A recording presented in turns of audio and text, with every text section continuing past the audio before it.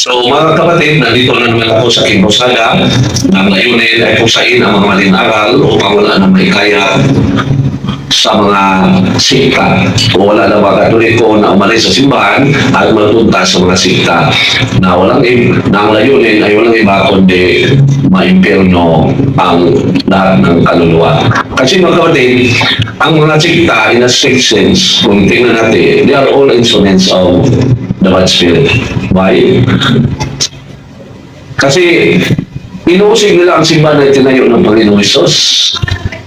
At dahil dyan, mali naman sila ay instrumento ng Diablo. Kasi ang simbahan na itinayo ng Panginoong Hesus ay walang iba kundi ang Iglesia Katolika. Kaya sinong protestante? Walang magsabi na ang kanilang grupo ang itinayo ng Panginoong Hesus. Kumain man, pero hindi harap ng mga layalo. Ang palagi nilang ginagawa ay pag-uusig sa simbahan. Kaya, malinaw na sila ay instrumento ng Diablo. Kaya, pusayin natin sila upang wala na sila makit kasi kawawa ang mga kaluluwa na mapunta sa impyerno dahil sa kanila. Kawawa.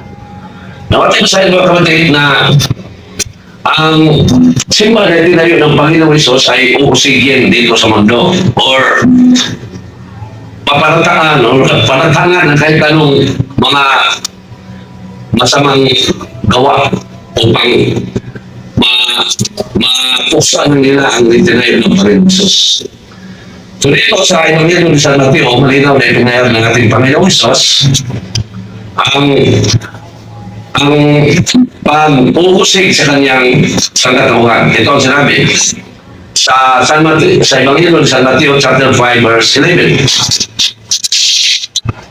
Bulan kamo kung bugal-bugalan daug-daugon sa mga tao o butang-butangan sa tanang matang sa kadautan tungod kanako. Sa 12, paglipay o pagnaya kamo kay dako ang ganti nga gitagana kaninyo dito sa langit. Gihon sa nila ni ini pagpasipala ang mga propeta nga nahiuna na kaninyo. Yan, mga kapatid, ang simbahan ngayon ay tinayo ng Panginoong Hesus ay palaging pinaglabasangan, di pasipalaan. Kaya, na ang mga taong gumawa or umusin sa simbahan ay instrumento ng Diablo. Walang ito. Dahil dyan, ako ay magsumikap habang ako ay may buhay pa, habang kaya ko pa, upang makatulong ako sa simbahan sa pagligtas sa lahat ng sangkatauhan. Kasi ang misyon ng simbahan, mga kapatid, ay iligtas ang lahat ng sangkatauhan.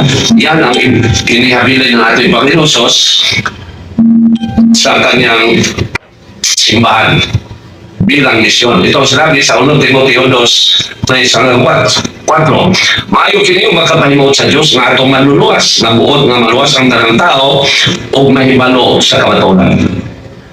Kaya mga kapatid, sana ay marami pang tatawagin ng Panginoong Diyos na maging harbister o manangani sa sangkatauhan dito sa mundo na maging kanib sa kanyang itinayo na Iglesia. Atin sa inyo mga kapatid, ang San Mateo 9:37-38. Ito ay nagpahayag na kung dumami ang mga safety sa Pilipinas at saka sa buong mundo, dahan-dahang mabubura sa mundo ang mga protestante. At isunod ko yan, ang resulta niyan. So dito mga kapatid, malinaw na ipinayag na ang Diyos ay tumatawag ng mga tao na maging katulong sa paggawa ng misyon ng simbahan or upang magtawag ng mga tao na maging harbister. At walang iba yan, yung mga kaparian at saka yung mga laiko tulad ng mga Catholic faith defender na palaging nangaral, nagdepensa at nagsagot sa mga pag-uusig ng mga sikta. At ito sa inyo mga kapatid, ang Ebanghelyo ni San Mateo chapter 9 verse 37 up to 38. Busag hingan niya ang iyang mga tinunan, daghan ang anihon na pagjukay ra ang mga ngani. Busa pag-ampo kamo sa tag-iya sa anihon, aron mapadala siya dugang pang mamumuo nga moani niini. Kaya mga kapatid, sana dumami pa ang mga Catholic Presidente. Sana. upang wala na makukuha ang mga pastor kahit saang sulok sa Pilipinas at saka sa mundo. At kung dumami ang mga saved day, dandahan na umikli or maging maliit ang bilang ng mga protestante at dandahan silang mabubura.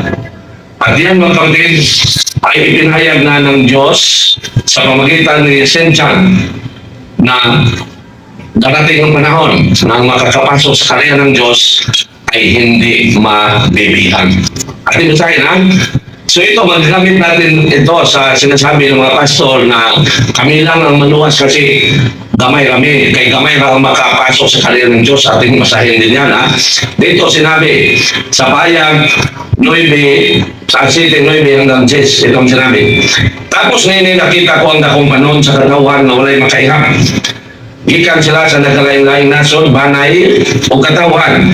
Nagbarong sila tumangan sa trono sa nating karnero. May walay makayap. Nagbiste sila puti o nagbitbit o mga panwa. At sino man yun ang sa katawan sa buong mundo na bawat taon magdadala sila, mayroong araw bawat taon na magdadala sila ng manukay o panwa. Panahon sa Koresma. Walang iba kundi ang iglesia na itinayo ng Panginoon Hesus.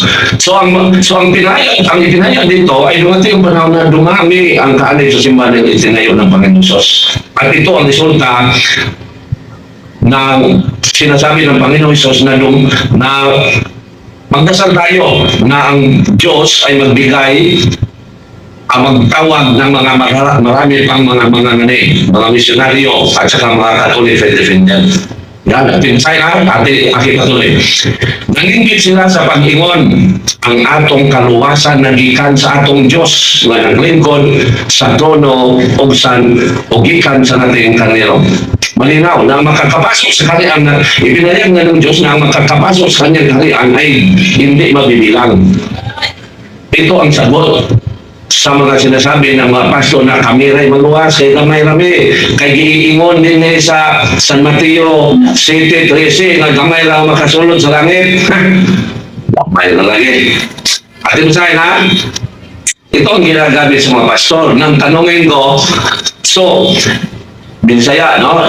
Ingon ang pastor, kami ray maluwas, kay gamay naman pagpangutanan ako. Unya, kay nagsige man mong sangyaw. Kung daghan mo, tanong Katoliko mo balin sa inyo, so di na kung maluwas kayo, hindi daghan. Pwede katawan sa mga Katoliko, singit ang uban, patakalang yung Katol. Takalang ka. So, akin ba sa'yo na, ginagamit ng mga pastor. Ito ay isa rin sa mga ginagamit nila upang makaakit sila ng mga Katoliko na walang alam. Kasi masamba lang ito yung may lindol at may bagyo.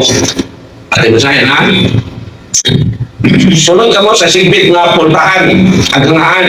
Kailapan ang puntahan kung sa'yo ng dalan paingon sa impyerno o kini ang isubay sa kadaghanan. Ito ang ginagamit ng mga pastor. Apan masigbit ang ganghaan o nalisod ang dalan paingon sa kinabuhi-dayon o jutay na ang nakakapla nini. Ingon na yung pastor. Kamoy man ang kay gamay naman ni. Kamo nag-ingon man mo mga Katoliko, malaghan mo. Ako nang sabihin na karon. Gamay mo ron. Kung na po'y magtukod ugma, sunod to mas gamay sa inyo, so sila na po'y maluwas. Pag-inom na rin, mga pastor ng hindi. So malinaw mga kapatid, no, na itong sa 9,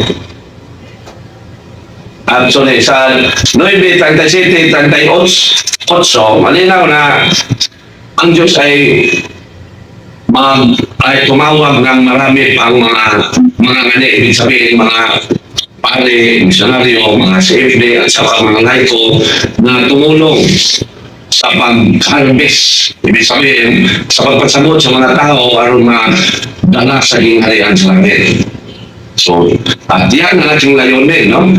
Na sana dumami ang mga sedle. Kasi kung dumami ang mga sedle, hinahinay yung masira ang mga simbahan sa mga pastor, senado din. Eh, kinsa pa may ilahang, kinsa pa may buuwi nila o wala na yung mga Katoliko na ilang madama. No? Kaya ilang mga katigulangan, ilang mga ginikanan, matigulang na mamatay, hindi awan na sila ipuli. Kaya ilang mga anak, ang uban, makambi pag ang Katoliko, kaya ano po yung pasabot, ang uban, niya, wala na sila makuha sa mga Katoliko, hinay-hinay, ginang mabura, mawala ng mga pastor. Kaya kayong mga Katoliko, kayong mga Katoliko, kayong mga mayroong time, anong gagawin mo? Mayroong katako sa pagtudlo, pagwali, maglingkod kayo ng Diyos. At ibasahin ha, na yung may katakos, ano ba yung katakos? Yung may kakayahan na maglingkod, na magturo, mag-preaching, gawin ninyo. Kasi yan ang ipinayag ng ating Panginoong Diyos pamagitan ni St. Paul. At ito tayo na Roma 12, 6 hanggang 8. Busa angay na itong gamito ng ang atong nagkalain-laing katakos sumala sa grasya na gihatag sa Diyos kanato. Kung may katakos kita sa pagwali sa mensahe sa Diyos, himuon ta kini. Imagine. Kung may katakos kita sa pagwali sa mensahe sa Diyos, himuon ta kini. Sumalas pa sa pagtuong at kaniya ka nato. Kung may katakos kita sa pagdalagad, kinahanglan mag-alagad kita. Alagad kita sino? Kung sa pagtodlo, magtodlo kita. Hindi, manundod yun. Kung may katakos kita sa pagdasig sa uban, buhaton ta kini. Malinaw. Yung sa ibabaw. Kung may katakos kita sa pagwali sa mensahe sa Diyos, himuon ta kini. Sumalas pagtuong atong naniya ka nato. Munang ako, magtugig ko wali, mga preaching. So ang ating tatalakayin ngayon mga kapatid ang patungkol sa albularyo, no? Or anting-anting. Kasi marami ng mga tao na nalihis at nagpunta sa mga albularyo, which is kontra sa Ginoo. At ito sa inyo sa Bible, ha? Na ang mga anting-anting kontra sa Ginoo, or gingon yun sa Ginoo, ngayon yung suko siya, no? Ito sa inyo. So, sa CCC,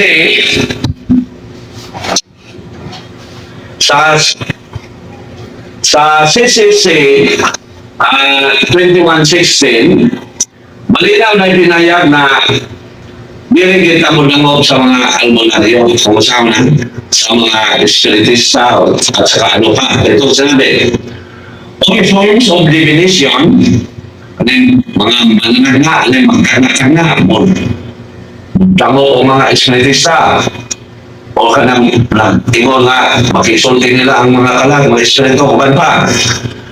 All forms of divination are to be rejected.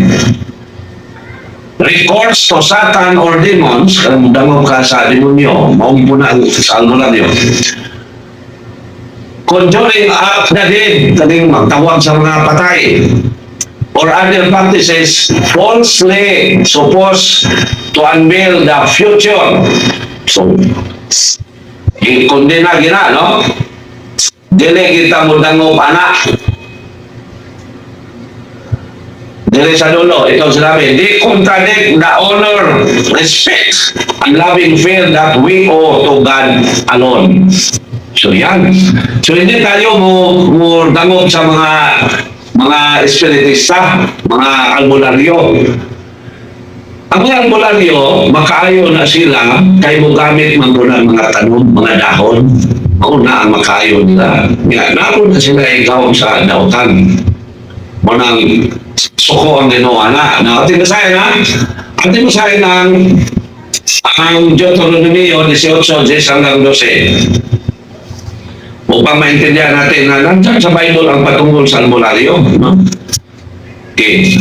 Deuteronomy 32, actually, 18, 10 hanggang 12. Ating basahin. 18 hanggang 12.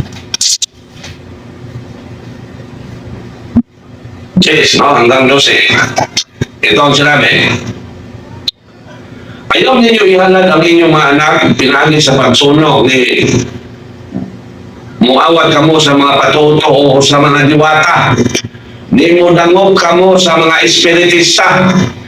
Kay gikasilagan sa Ginoo ang tanang nagbuhat nini mga butanga.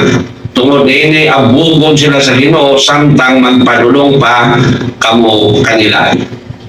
So gikasilagan nila sa Ginoo, no? Ang mga anting-anting.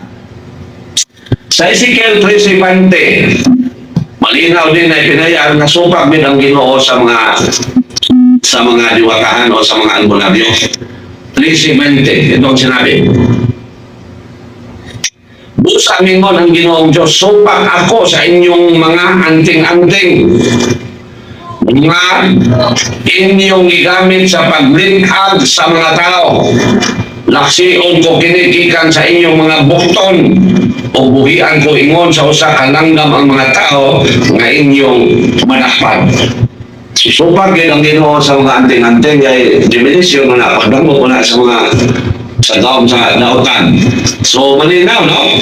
So ang mga albularyo magamit na silang mga dahon kay gipayag, malinaw mga ipinayag sa banal na kasulatan na mayroong mga halaman na maaring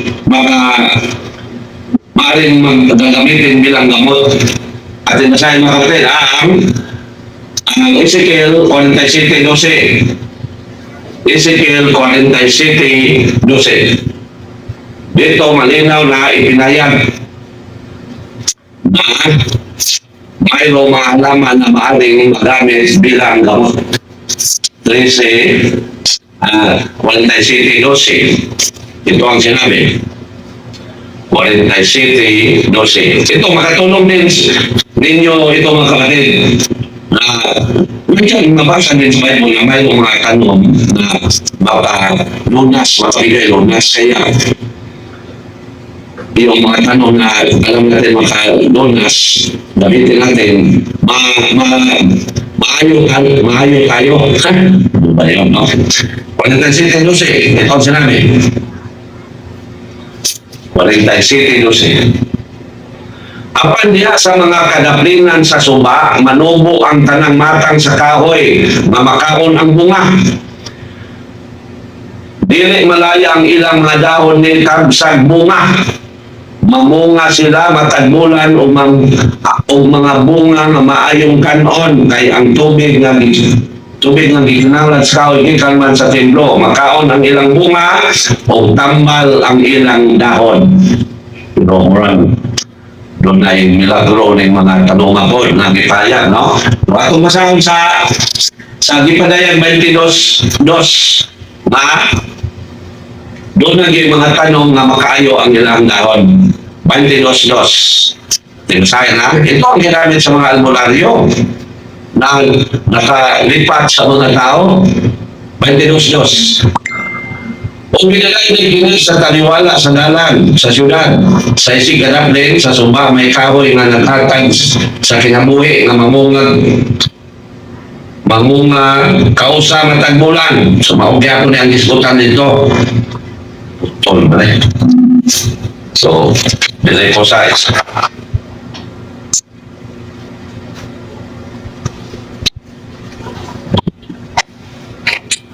Next. Hindi siguro ako mag-iso sa mga puti. Gipalayan 22:2. Binagay na ini sa taliwala sa dalan sa syudad. Sa isiganap din sa suba, may kahoy na naghatag sa kinabuhi na mamungang kausa, matagbulan o ang mga dahon ini tambal hanggang sa kanasuran. So, naging mga tanong na magamit sa tambal. Pero hindi kuhan din doon naging mga kaulungan pa. So, ang ipayang lang, ano naging mga kahoy na ang ilang dahon magamit sa pagtambal.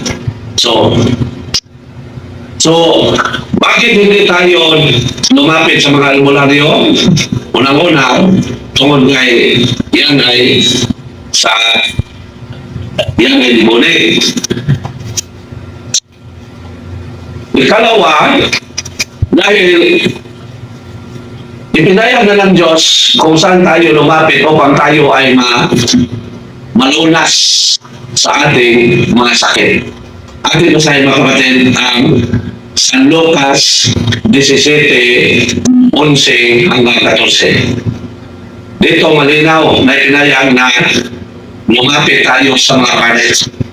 At insay na sa Lucas 17, 11 hanggang 14. Ito ang sinabi. Sa pagpanulong ni Jesus, sa nagpanulong si Jesus sa Jerusalem, miagi siya sa utanan sa Samaria o Galilea. Samtang nagpaingon siya sa usa ka balangay, gisugat siya og napulo ka sanlahon. Nagpaantaw sila og naningit, Jesus, matutudlo kanuyin taon kami. Nakakita kanila si Jesus umingon, lakaw o pahiling kamo sa mga palit. Samtang diya pa sila sa dalan, nangaayo sila. Gamit din natin ito, kapatid, ha? Kung mayroon tayong pastor na magpatik-atik o healing, ay ampuan ka, hilingan ka sa pare, dali na naingno, mini, mga pare, may giingon, sige no, nga mo healing. So, sa Lucas, Ebanghelyo ni San Lucas, chapter 17, verse 14, nakakita kanila si Jesus umingon, lakaw o pahiling kamo sa mga pare. Samtang niya pa sila sa dalan, nangaayo sila. Malinaw. Nasa palit tayo lumapit, no? Kasi sila ang i-endorse sa Ginoo na ating lapitan upang tayo ay malunas sa ating sakit. At mayroon pa sa, mayroon pa sa Santiago 5:14 hanggang 15. Ipinayag din na magpunta sa pare, mga pangulo sa iglesia. At insahin na, Santiago 5:14 hanggang 15. Kung ano na yung nagmasakiton kaninyo, ipatawag ang mga pangulo sa iglesia, pare, aron mag-ampo anang kaniya o sa ngalan sa Ginoo magdihog kaniya sa lana. Ang maong pag-ampo nga inumanan sa pagtuo makaayo sa masakiton. Ang Ginoo mo pahiuli kaniya sa mayong panglawas o mo masaylo sa iyang mga sala. So, sa pare, pero bakit mayroong doktor? Kasi ang doktor, mga kapatid, yung sa medisina ay kaloob din niya ng Diyos. At ito sa mga kapatid, ang Colosas 2:14. 4:14. Dito, ipinayag na ang mga doktor sa siyensya. Yung sa na, Colosas 4:14. I-recommend po ng doktor. Kasi sa Lucas, doktor niya, medisina, no? At ito na, Colosas 4:14. Nangumusta ka ninyo si Lucas, atong minahal nga doktor, o si Dimas, atong minahal nga doktor. So, doktor sa San Lucas, medicine. So, dalawa lang natin pagpuntahan kung nais natin malunas sa ating mga sakit. Mga pare at sa mga doktor ng siyensya. Hindi yung mga albularyo kasi yan ay sa bad spirit yan. So malinaw, no?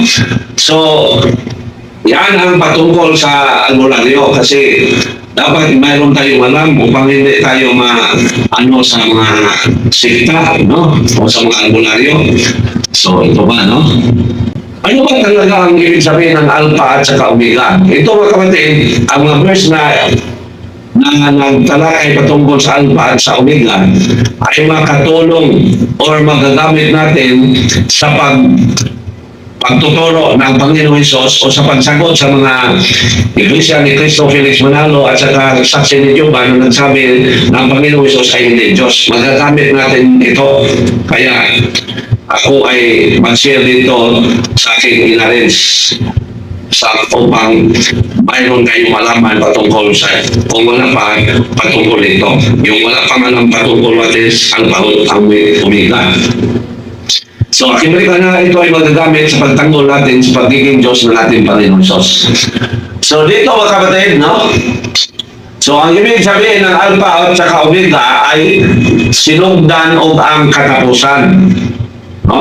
Siya ang simulan at ang hangganan. So, ating basahin ang Ipadayag 1:8. upang malinawan ang mga saksi ni Jehovah kung mayroon tayong makaharap, Iglesia ni Cristo, kung mayroon tayong makaharap, na mali sila sa sinasabi nila ng Panginoon Hesus ay hindi Diyos. Kasi malinaw na ipinayag dito. At ibisahin ng Pahayag 1:8. Ito. Pahayag 1:8. Ako ang Alpha o ang Omega. Nag-ingon ang Ginoong Diyos nga labing gamanan. Bakit na? Almighty God ang nagsasabi. Sino siya? Malaman natin na ang nagsasabi dito ay ang Panginoong Diyos. Ako ang Alpha at ang Omega, o ang Omega. Nag-ingon ang Ginoong Diyos nga labing gamanan. Ang Diyos karon, kaniadto o ang muanhe. Ang Diyos karon, kaniadto o ang muanhe. Saksi, kumatanan na ko ani sa unang ikaw kagyan. Sa tanong, sino ang bumalik o muanhe-inhe? Ang Ama, ang Holy Spirit, o ang Panginoong Hesus? Why saksi, mga saksi, hindi kailan sila mag-ana-ana o mga plasa, kay dali, kailan sila knock-out. So, ang pumunta muli na nagsasabi na ako ang Alpha at ang Omega, na siyang Diyos na makapangyarihan, ang Panginoong Hesus, siya ang nagsabi. At inasahin na, Pahayag 22:12 hanggang 13. At saka sa 20. Si Jesus mingon, mubalik ako sa dili madugay nga magdala gante aron ihatag sa tagsa-tagsa sumala sa iyang gibinuhatan. Ako ang Alpha o ang Omega, ang nahiuna o ang naulahi, ang sinugdan o ang katapusan. So ang sinabi ni St. John sa Pahayag 1:8, ang Diyos na makapangyarihan ay ang Diyos ngayon, bukas at ang darating, ang bumalik, ay walang iba kundi ang Panginoong Hesus. Kasi ang Panginoong Hesus ang nagsasabi, ako ang Alpha o ang Omega, ang nahiuna o ang naulahi, ang sinugdan o ang katapusan. Sa 12, si Jesus mingon, mubalik ako sa dili madugay nga magdalagante aron ihatag sa tagsa-tagsa sumala sa iyang binuhatan. Sa 20, Pahayag 22:20, ito ang sinabi, siya mamoy nagmatuod ni ining tanan nag-ingon, mubalik gayon ako sa dili madugay, hinaot paunta umanhi ka na, Ginoong Hesus. So ang sinasabi nito, at ibalikan ang sa Pahayag, ang sinasabi sa Pahayag 1:8 na Diyos na makapangyarihan ay walang iba kundi ang Panginoong Hesus. Kasi siya ang nagsasabi o sinabi ng Panginoong Hesus na siya ang Alpha at saka Omega. At inasahin ang 8, balikan natin. Ako ang Alpha o ang Omega, nag-ingon ang Ginoong Diyos na labing gamanan. So ang nagsabi na siya ang Alpha at ang Omega ay ang Panginoong Diyos na makapangyarihan. At ang nagsasabi na ako ang Alpha at saka Omega ay ang Panginoong Hesus. Kaya malinaw na ang Panginoong Hesus ay totoong Diyos na makapangyarihan. Iglesia ni Cristo, dito sa plaza noon. Knock-out na yun. Sino ang bumalik na nagsasabi na siya ang Alpha at saka Omega? Wala. Ang Panginoong Hesus. Sino ang nagsasabi sa Pahayag 1:8 na ako ang Alpha at saka Omega, ang Diyos na makapangyarihan? Knock-out. So magamit natin ito mga kapatid kung makahanap natin ang mga ibang sikta. No? So, dito sa Old Testament, sinasabi na ba ng Diyos na siya ay Alpha at saka Omega? At ito sa mga kapatid, ang Isaias 43:10. Dinasahin ha? Isaias 43:10. Okay. Dito, sorry. 46:10. Okay. Dito, kahit sa Old Testament, sinasabi na ng Diyos na siya ay Alpha at saka Omega. 46:10. Okay. Sa 9, ayaw ikalimti ang nangagi, kay ako mao ang Diyos, o wala na ilain sa makangako. sinugdanan pagani na sayran ko na ang katapusan o may maluan ko na ang sangkutanan bisan kung wala pa may tabo ipahayag ko nga dili gayon mapakyas ang akong laraw o tumanon ko ang tanan kong tuyo. Maintindihan natin ha? Sinugdanan pagani na sayran ko na ang katapusan kasi siya ang Alpha at saka Omega. Sumalinaw na Panginoon Isus ay tunay na Diyos. Makapangyarihan ng Diyos kasi siya ang Alpha at Omega. Ito naman. So para sa iba na hindi masyadong alam kung ano ang ibig sabihin ng amen, ito rin ang aking tatalakayin kasi maraming mga kapatid natin, mga Katoliko na at saka sa mga sikta, sigit-singit o amin ang mga sikta, yung bakak ang gisulti. So, pagkatinuda na. Ang kalugan sa, ang ibig sabihin ng salitang amen ay totoo. Pero kung sa'yo ang isultis pastor, ingon siya lang amin, amen. Ibig sabihin, tinuod ang bakak ng isultis pastor. So, akin sa'yo na. So, ang pulong amin nagpasabot na or napayag na o nangangalogan na ng pagpuyon, bituo ka, no? Bituo ka. Sa Latin amen, sa English subiit. Mangyari unta, no? So, sa Bisaya, inaot pa unta. So, dito mga kapatid, sa 1 Corinto 14:6, malinaw na ipinayag dito, no? Na sa tuwing tayo ay magsamba, magsagot tayo ng amen kung totoong Christian. Pero peke, walang pinta ang kanilang amen. Nakasala lang sila lalo kasi peke man. So, tinisay na ang 1 Corinto 14:16. Okay, 14:16. Sinabi rito, no? Ang salitang amen. Okay. Kung magpasalamat kamo sa Diyos sa Espiritu lamang, unsaon man sa usa kay ano nga tao nga mitambong sa pagsimba pag-ingon. Simba, pag-ingon. Amen. Sa inyong pagpasalamat, dili gayon siya makasabot sa inyong gipanulti. So, una nga, ipasabot yun.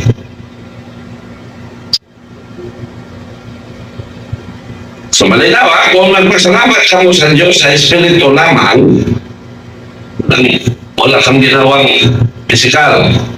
Kung saan masawsa kaya nung nga tao na mitambong sa pagsimba pag-ingon amin sa inyong magpasalamat, dili kayo siya makasabot sa inyong ipanulti. So, dito, sa tuwing magsamba tayo, magsabi tayo ng amen. Kung tayo ay tunay na Christian. Pero kung peke, walang pinta yan, peke. Kasi peke, mga sikta, peke man yan. So, wala sila, hindi sila kasali sa katotohanan na ipinayag sa banal na kasulatan kasi ang mga sikta ay huwad. So, malinaw, no? Dito ba na kailangan tayong sumagot ng amin na ibig sabihin, ako'y naniniwala. Uno Kronikas, no? Sa Old Testament tayo. Sa 1 Kronikas, 16:36. Atin sa'yo, ha? 1 Kronikas, 16:36. Ito ang sinabi. 16:36. Ito. Dalayon ang Ginoo ang Diyos sa Israel hangtod sa kanturan. Unya, nitubag ang katawan. Amen. Totoo man. Kung ginahig nila ang Ginoo. So, mabasa sa Bible ang salitang amen. Na ang ibig sabihin ay ako ay sangayon, ako ay naniniwala.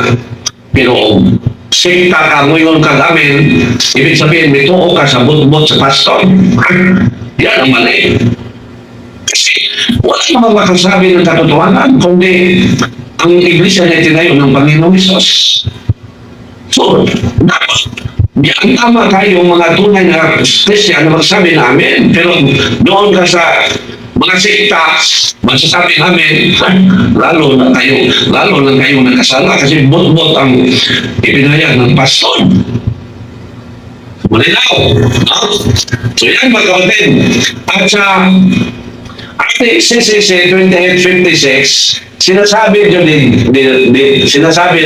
nito na tumagin tagamin. Ito ang sinabi, when one says amen in response to a prayer, it serves as an affirmation.